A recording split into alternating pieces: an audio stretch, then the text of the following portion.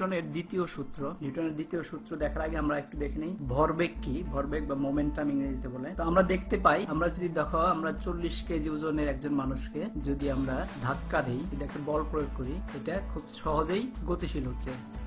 আবার একে যদি আমরা থামাইতে চাই, খুব সহজেই থামাই ফেলতে পারি। মাত্র এই 115 নিউটন বল প্রয়োগ করে একে থামাই ফেলছি, আবার অন্যদিকে ঘুরে। এখন এর পরিবর্তে যদি আমরা একটা বড় জিনিস দেই এবং এটাকে যদি ধাক্কা দেই, 100 নিউটন কেন, 100 নিউটন কিছু আস্তে আস্তে যাচ্ছে, 206 নিউটন বলে আস্তে আস্তে যাচ্ছে, আরো জোরে যাচ্ছে, এটা গতিপ্রাপ্ত হচ্ছে। এখন এটাকে যদি আমরা থামাতে যাই, দেখো এর আগেরটা যত সহজে থামাইতে পারছি, তত সহজে থামাইতে পারতেছি না। দেখো 100 দিলে থামতেছে না, এটাকে আরো বেশি শক্তি, দেখো 132 নিউটন দিয়ে আস্তে আস্তে এটার গতি কমতেছে। ওই যে স্পিডোমিটারটা দেখো উপরের দিকে, স্পিডোমিটার দেখলে আস্তে আস্তে গতি কমতেছে। তার মানে এটা বুঝতে পারলাম যে ভরবেগ হচ্ছে বস্তুর একটি ধর্ম বা বস্তুর ভর এবং গতির সাথে সম্পর্কিত। ভর, এই বস্তুর ভর 200 কেজি এবং এটার গতির সাথে, এখানে যে গতি ছিল গতির সাথে সম্পর্কিত। বস্তুর ভর যত বেশি হবে, বস্তু যত দ্রুত চলবে, তার ভরবেগও তত বেশি হবে। তার মানে বেশি ভরের বেশি গতিতে চলা বস্তুকে থামানো খুব কঠিন। একটা কম ভরের কম গতিতে চলা বা কম ভরের সমগতিতে চলা বস্তু থামানো যত সহজ হয়, তার চেয়ে বেশি কঠিন, বেশি ভর হলে। তো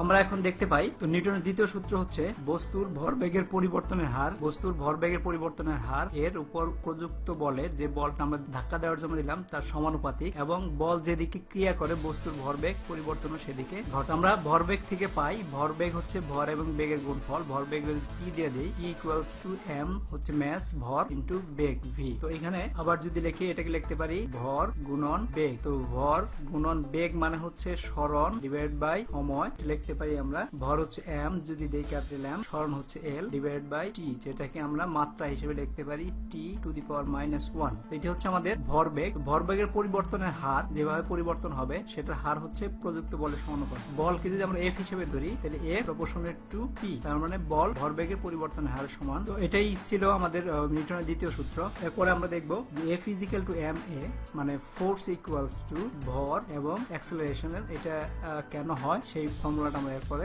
ভিডিওতে দেখব।